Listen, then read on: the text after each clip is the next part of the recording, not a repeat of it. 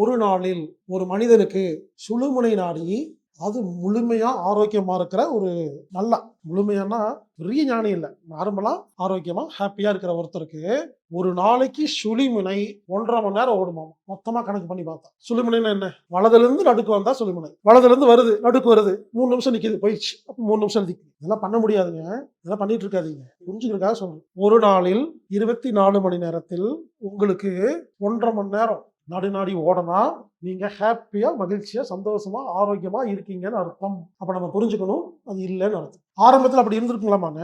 போக போக தப்பு தப்பா வாழ்றனால இது குறைஞ்சிருச்சாமா. இது எவ்வளவு குறையுதோ அதான் நோய். இப்படி நடுநாடி ஓடுது, ஆனா சுழிமுனை ஓடல. ஒருத்தருக்கு ரொம்ப நாள் 10 நாள் சுழிமுனையே ஓடலைன்னா இறந்துருவாரு. உடனே நீங்க ரேண்டமா செக் பண்ணிட்டு 10 நாளா வரலன்னு சொல்லிட்டு உயிர் எழுதிறாருங்க. ஒவ்வொன்றும் பேசும்போது யோசிச்சு பேச வேண்டியது.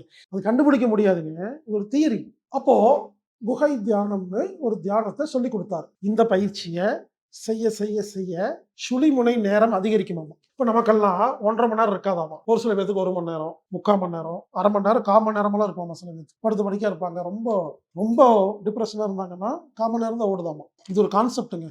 அப்போ குகை தியானத்தை செய்ய செய்ய செய்ய சுழிமுனை நேரம் அதிகரிக்கும். சுழிமுனை நேரம் அதிகரிக்க அதிகரிக்க மலம் நல்லா போகும், மலச்சிக்கல் இருக்காது, படுத்தா தூக்கம் வரும், எப்பவுமே எனர்ஜெட்டிக்கா இருக்கும், மூளை நல்லா வேலை செய்யும், சிந்திப்போம், ஆரோக்கியமா இருப்போம், நிம்மதியா இருப்போம். எல்லாமேங்க. அவர் என்ன சொன்னார்னா, இது ஒரு பயிற்சி பண்ணா, நீ கேட்ட இல்ல ஒரே பயிற்சி எல்லாமே சரியாகுனாருங்க. இது வரைக்கும் நிறைய பேருக்கு சொல்லி கொடுத்துருக்கேன். எனக்கு தெரிஞ்சு நான் நிறைய சொல்லி கொடுத்துருக்கேங்க.